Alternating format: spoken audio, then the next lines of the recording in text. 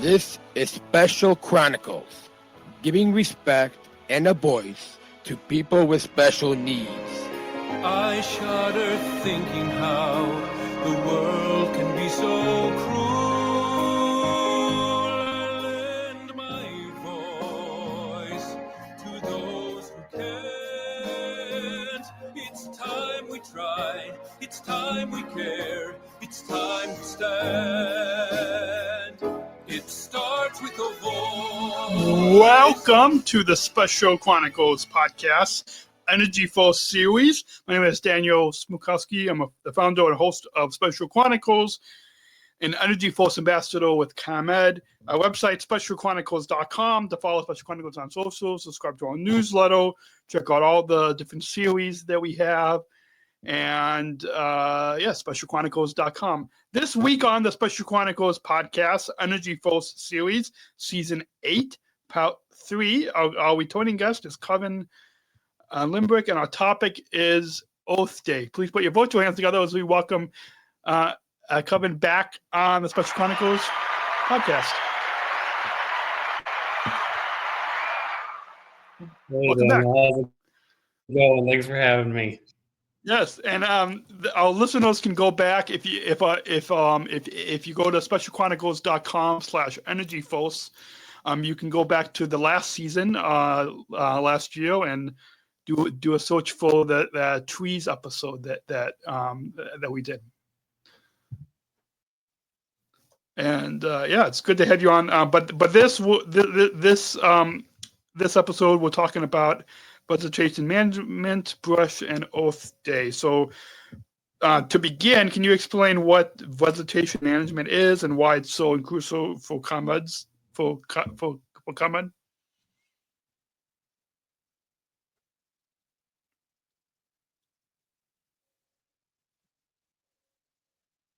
Yeah, that was a lot of fun. Yeah, awesome. To begin, can you explain what vegetation management is and why it's so crucial for ComEd?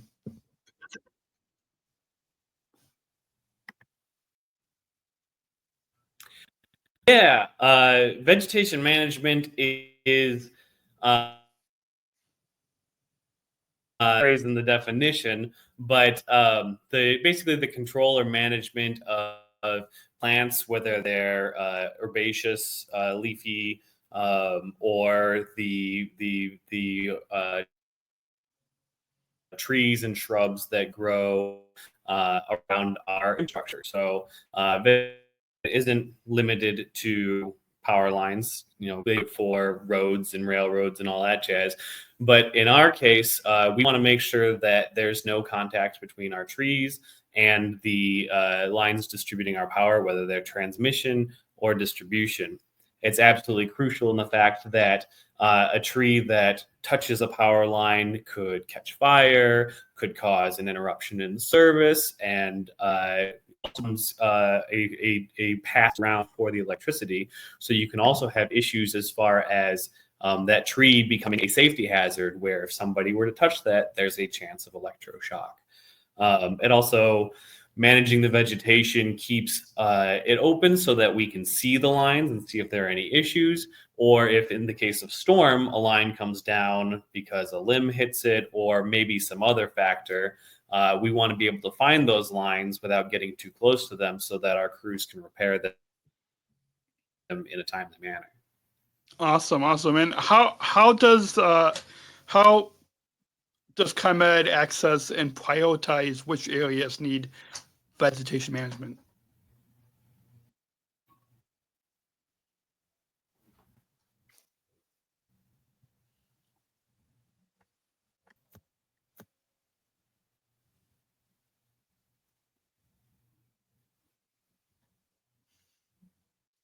How does ComEd access and prioritize which areas need vegetation management? Oh, yeah. So there's a lot of different ways. Our team is made up of roughly 20 people here in vegetation management, and we all do a little bit different as far as prioritizing. So we have programs that handle the immediate issues, such as anything that might be on the line from a storm or just general contact on a day-to-day basis. We have programs that assess some of our larger consumers, such as hospitals, our airports, things that really can't be down at all for any amount of time. And then beyond that, we also have different programs that look at reliability from, what is the most vulnerable area of the system for residents, and what areas have the most outages for the longest duration. Because there's always a part of that list. No matter how good we get, we'll always have a handful of folks that are a little bit more exposed or a little more vulnerable than the rest. So we try to assess reliability in that way. And then from there, we just have our general cycle. So we'll go around the system on a 5-year cycle for transmission or a 4-year cycle for distribution. And essentially, we just do a fifth of that transmission footprint or a fourth of that distribution system to just kind of keep it rolling so that everybody has reliable power without any issues from vegetation. Awesome.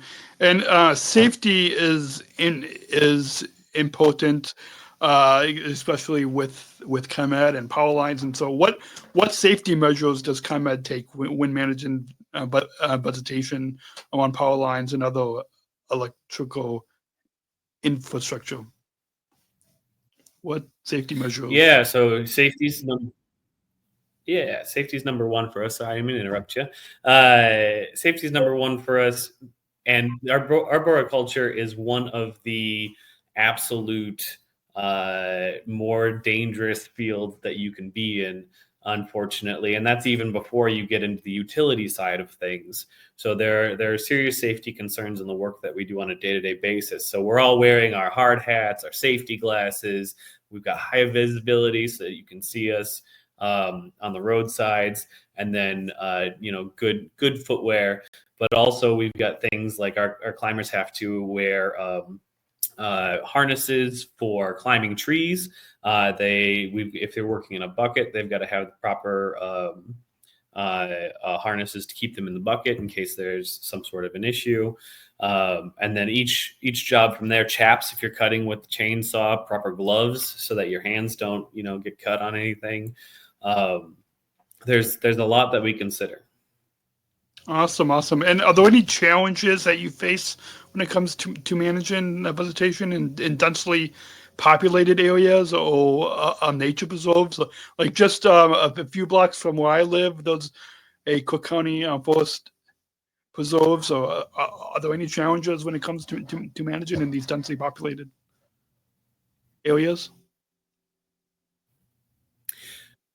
Yeah. So, I mean, first and foremost, we want to protect and preserve the natural areas that we have around us.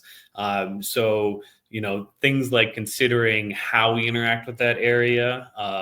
If it's a sensitive area, we want to make sure that we're not tearing up the ground. So we may work in winter, or we may find out what exactly their needs are, if there's anything in particular. Considering what species we're interacting with or any areas to avoid. So when working around the nature preserves, we would like to try and make sure that we're being good stewards and protecting and preserving everything that we're working with. So we try to avoid getting into areas that are a little more sensitive. We may work during the winter so that when the ground is frozen, we can bring our equipment in if we have to, or we may hand cut and drag out anything that we need to remove. Other than that, going through proper permits and making sure that everything is okay as far as what species are there and the time of year. But outside of that, we understand that people really like their trees. We love trees too. We're all arborists here in the Vegetation Management Department. And what we try to do is find that fine balance between energy delivery and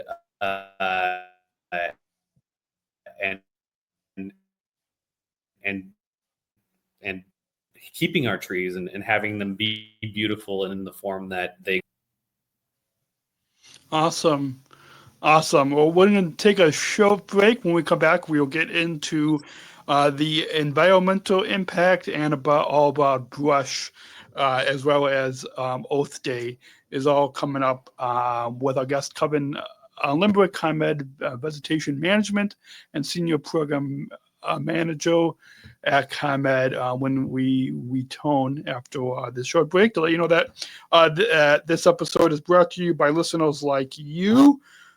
Please join our supporters with a monthly or one-time donation so we can operate our studio and continue our mission, give respect and voice to people with disabilities. Visit specialchronicles.com/give. That's specialchronicles.com/give, and you can access bonus content for starting at $10 a month and up, or any donation when you join now at specialchronicles.com/plus. That's specialchronicles.com/plus to support this podcast. And back to the program as we now switch gears slightly to talk about brush. We've highlighted brush, I think, a little bit on some of our episodes last season, last year, but now when we kind of connect brush with the environmental impact, how does ComEd manage brush and other vegetation in a way that minimizes the environmental impact? Yeah, so we when we're doing our work planning or working in a particular area, we're very aware of what threatened and endangered species are in that area and what the laws are as far as having to be in that area. So first and foremost, we're overseen by our environmental services departments who help guide us through the best management practices for brush in that area. But then just, taking extra steps to have a questioning attitude in what we're doing on a day-to-day basis and whether or not it actually has to happen, or can we do something different in order to meet the needs of the environment that we're in at that time. Sometimes, again, that means working during the winter when the ground's frozen, or just whenever that species isn't there as a whole. But it also might mean using the right tools. So, for example, we use goats in central Illinois near Starved Rock State Park and out in Peoria in an effort to reduce our impact on slopes and provide a sort of a safe work environment for our contractors. Awesome.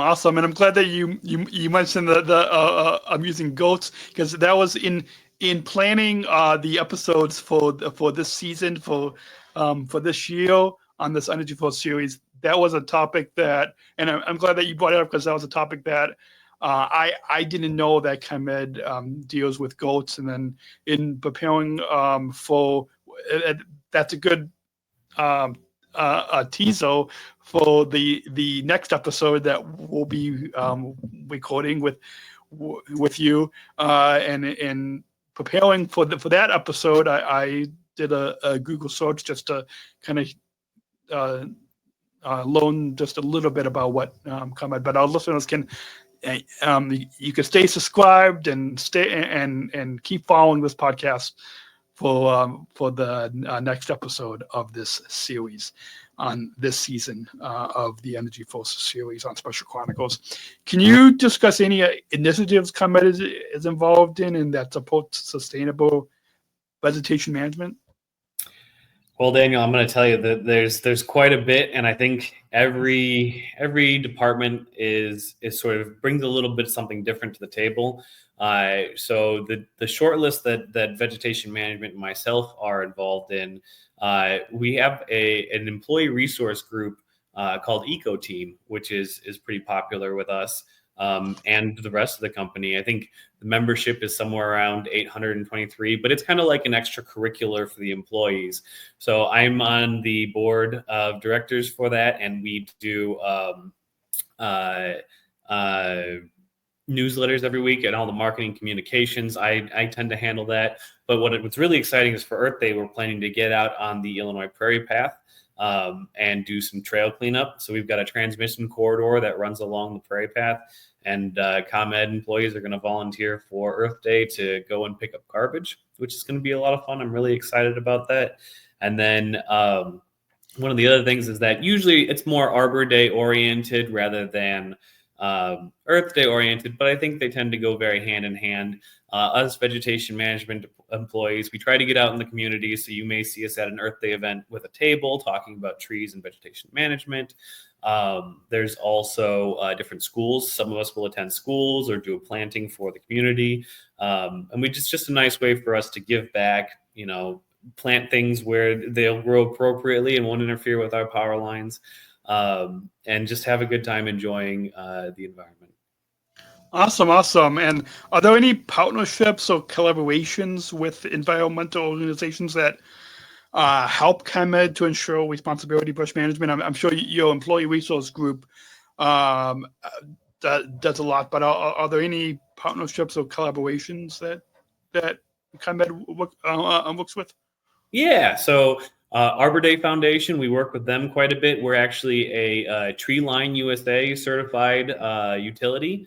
That's one of those things that every year I've got to make sure that we're following all the rules and investing in planting trees, where appropriate. We also partner with the Morton Arboretum on a lot of different things. So one of the big things that we just did was I've been working on updating this document here. Oh, I don't know if you can see it, but the power of smart planting.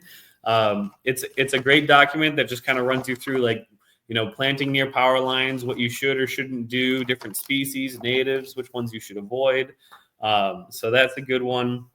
And the Morton Arboretum, we work on a lot of different things. If you've ever seen their Gateway to Tree Science, we have a really cool display there that shows planting right tree, right place. So what happens if you plant a tree that's too large underneath the power lines, and then maybe a few suggestions on what you could plant.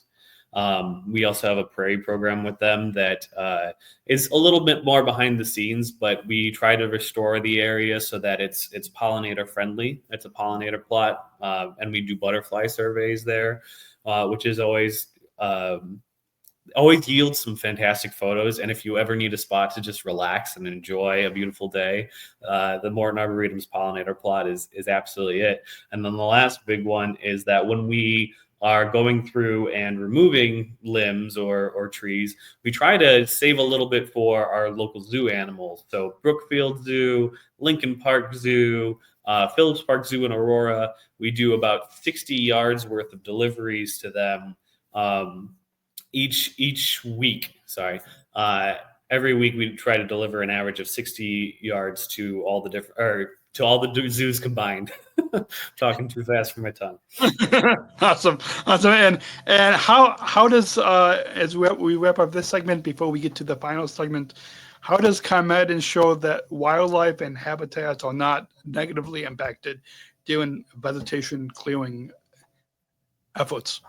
Yeah, so we do a lot of removals and we do a lot of trimming. And one of the big things that we try to make sure, I kind of mentioned that, considering time of year, what species are present, talking to our environmental services department to make sure that we're, following the law and we're not causing any issues in safe spaces or spaces that we want to be a good steward. One of the other techniques that we use on the transmission end is called integrated vegetation management. And the idea is that by promoting prairie underneath the power line, so by creating habitat, we actually resist the trees that try to grow up because we're nurturing the prairie, and the prairie creates competition against, say, like an oak tree or any other species. A lot of times the species that we're removing too isn't necessarily an oak. It may be, but it could also be things like buckthorn, honeysuckle, autumn olive, which are all tree species that are native to Europe and Asia or other places in the world, and they don't really have the same ecological value in our area as they do there, because our insects, whether they're pollinators or not, and our animals have evolved to work with those species that are here. And some of the ones from other countries might have a small benefit, but it's nowhere near as beneficial as, say, our milkweed or any of our other beautiful flowers and plants that have co-evolved with our insects. So we try to promote those and prevent the others. So not only are we trying to protect what we have, we're trying to grow it too. Awesome. And we're going to take one final break to mention a couple of our sponsors. One, you guys all probably could tell by the polo that I'm wearing and what this series is all about. But we'll mention a couple of our sponsors, and then we'll come back and talk all about Day that is coming up, and Kelvin will remind us, because I'm sure you all could do a Google search, but Kelvin will remind you when Oath Day is after this break right here. This episode is brought to you by the ComEd EnergyForce Ambassador Program, the country's first energy and solar efficiency education program designed for, taught by people with disabilities. Learn more at specialchronicles.com/ComEd. That's specialchronicles.com/ComEd. And this episode is brought to you by United Airlines Bridge Disability Business Resource Group, connecting people of all abilities, including hiring Special Olympics athletes like myself as employees. Learn more on United's commitment to disability inclusion for employment and travel at specialchronicles.com/United. That's specialchronicles.com/United. And back to the program as we talk about Oath Day. And actually, what I was I'm always thinking of the producing side of things on this. I've got a content producer for this podcast, but I'm also thinking, and we'll probably release the video for this episode on Oath Day, and then the audio podcast will come out a couple months. The audio podcast will probably come out the end of June, but we'll probably so if you guys are all are listening it, well, or watching, go to specialchronicles.com and click on YouTube to subscribe to this channel. And but with that, can you Kelvin, let us know when is Oath Day? And then with Oath Day coming up, can you share what ComEd is doing to promote sustainability and environmental stewardship in the local communities? I think you highlighted it a little bit, but yeah. So Earth Day is Tuesday, April 22nd. So I encourage everybody, definitely, like you said, Daniel, Google and see what's going on in your area. There are a lot of different events, but we're going to be doing a cleanup along the Illinois Prairie Path. That's sort of a ComEd internal event, but you're welcome if you happen to be out. I believe it's like 9 a.m. to noon. We'll be in Maywood. We're going to have one in sort of the Carroll Stream area and another one out near Geneva. So a couple different sites. If you're taking a walk on the trail, you might see us, say hi, come chat us up. And help us pick up a little bit of garbage. Otherwise, we'll be around in the community. There's going to be a table at the Streamwood Earth Day. We'll have one of our eco team members there handing out materials and talking about being good stewards and what we're doing. And I think just all around trying to get people out and planting trees. Awesome. And how does ComEd balance environmental? I'm going to combine a couple of questions just for the sake of time. Yeah, sure. Because it's a busy day here in the studio, as you probably could tell. Some people popped into the studio. But how does ComEd balance environmental sustainability with the practical needs of maintaining a reliable energy system? And are there any special Earth Day events or community engagement initiatives that ComEd is involved in this year? Yeah, so I think the big thing is that when we do our trimming and removals, we try to be very conscious about what we're doing. We have our integrated vegetation management on our transmission system that we talked about. Environmental Services Department, they have the ComEd Prairie program, which is sort of the result of preserving and protecting those areas where we work. But you know what, Daniel? I'm sorry, I got derailed. Can you ask that question again? Yeah. No worries. How does ComEd balance environmental sustainability with the practical needs of maintaining a reliable energy system? Right. Thank you. And overall, what we found is that all those things that I was talking about before I lost track, what they end up doing is they help us maintain that reliable power delivery, while also, giving us the opportunity to protect, preserve, and grow the environment that we all live in and need to survive.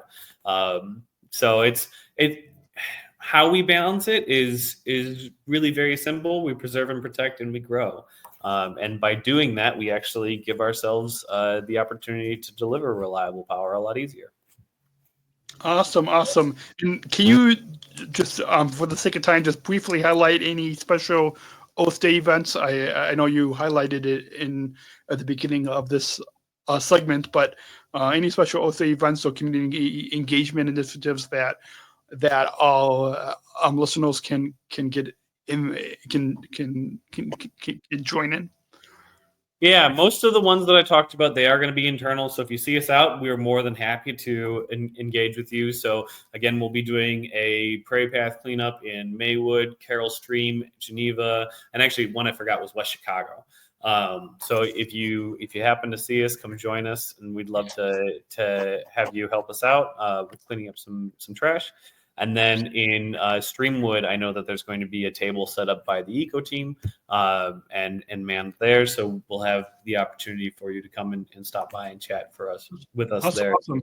Mm-hmm. Awesome. And how does ComEd educate its customers about the importance of Earth Day and sustainability efforts related to vegetation management? I'm sure if our listeners see you and your team out on Earth Day, that's one way. But how else is ComEd educating? And I'm sure that this podcast series that we're recording right now is a big way as well. But how else is ComEd educating its customers?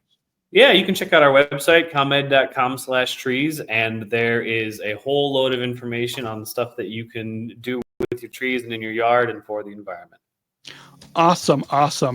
I got to get that banner up, but I'll put it up on the screen if you're watching us on YouTube right now, comed.com/trees, and that we'll put that link in the show notes, as well as if you go to specialchronicles.com/ComEd, I've got a list of resources there as well.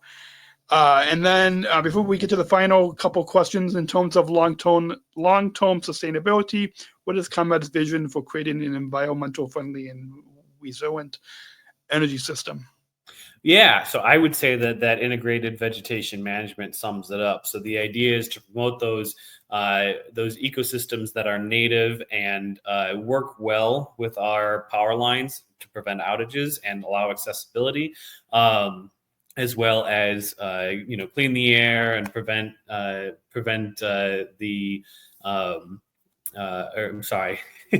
encourage the native species to flourish. So I think that one sums it up pretty nicely. Mm-hmm. Awesome.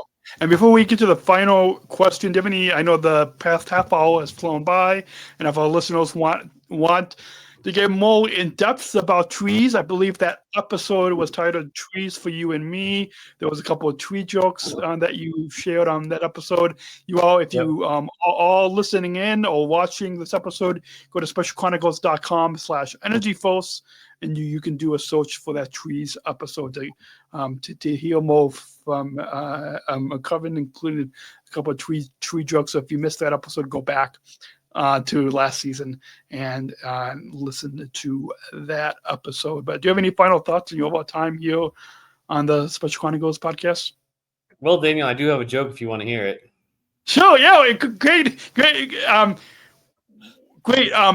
Before we get to that joke, why don't we get to that final question, and then we'll leave our listeners on that joke. So we've got a bumper. So let's go ahead and play that bumper. We're not just athletes. We are the ambassadors of an uprising. Peaceful protesters. In a rebellion against anyone who has a fear of difference. Difference. Our demands are equality, dignity, and the recognition of our shared humanity. We will not stop or accept anything less. Today, our world is more divided than ever. Coming together has never been more urgent. The revolution is inclusion. Find out more at jointherevolution.org.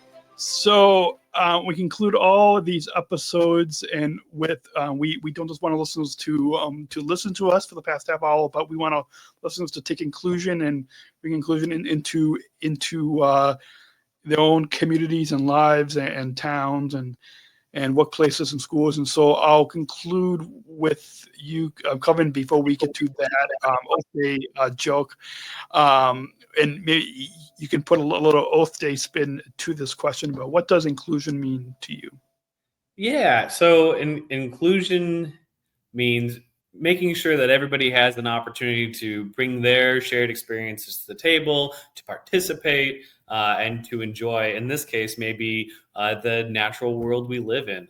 One of the things that I think of when you say inclusion from maybe not a human-centric perspective, but from an environmental one, is in an ecosystem in the community that supports us and our ability to live here on Earth, is that everyone in that community, as far as living organisms and even factors like weather. So, you think your least favorite day as far as weather goes, it all plays a role in making this Earth habitable and healthy. And I think that really goes to show that no matter what you bring to the table, it's valuable. Awesome. And I'll share just a few final plugs for you listeners, and then we'll leave you listeners on a joke that you can share with your friends and family on Oath Day. You can shop our merchandise store, Disabled Voices Matter merch. We have t-shirts, hoodies, coffee mugs, 60% of the profits will go back to Special Chronicles. You can shop now at specialchronicles.com/shop. That's specialchronicles.com/shop. And tap that follow button. We've got new episodes. You can go back. We've got a recap of TOEN 2025, the Special Olympics World Winter Games. You can go back. We've got lots of behind-the-scenes stories and conversations on this podcast. And then we've got some exciting episodes on this season 8 of this EnergyForce series. And some of the topics that are coming up are the GOAT, ComEd GOATs with Kelvin. And then we'll also be talking about the education programs of ComEd, also the Switch on Summer event, electrical vehicles or EVs, advancement in solar, customer communication, and then holiday lights are some of the other topics on this EnergyForce series. So stay subscribed and follow on Special Chronicles, Apple, Spotify, wherever you get your podcast. And Kelvin, before we play the outro, and we'll leave our listeners on that Oath Day joke.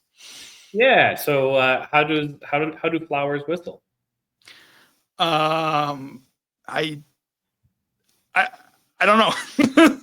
With their tulips.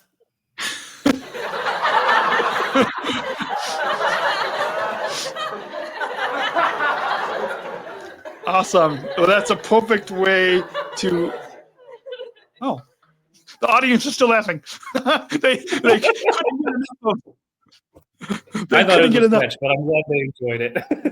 Yeah, I'm glad.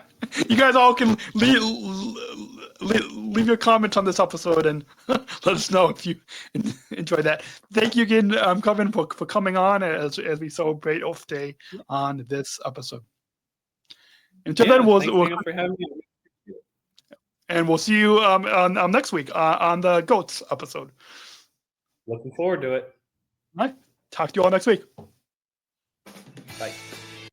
Thank you for listening to this episode of the Special Chronicles podcast. Our podcast was produced by Daniel Smrokowski on the Special Chronicles Network. Follow Special Chronicles on Instagram, Facebook, Twitter, LinkedIn, and YouTube. Subscribe, rate, and review Special Chronicles on Apple Podcasts, Spotify, or wherever you listen to podcasts.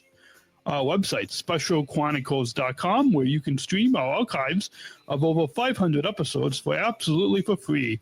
Also, there's a list of our favorites, original series, award-winning columns, and blogs.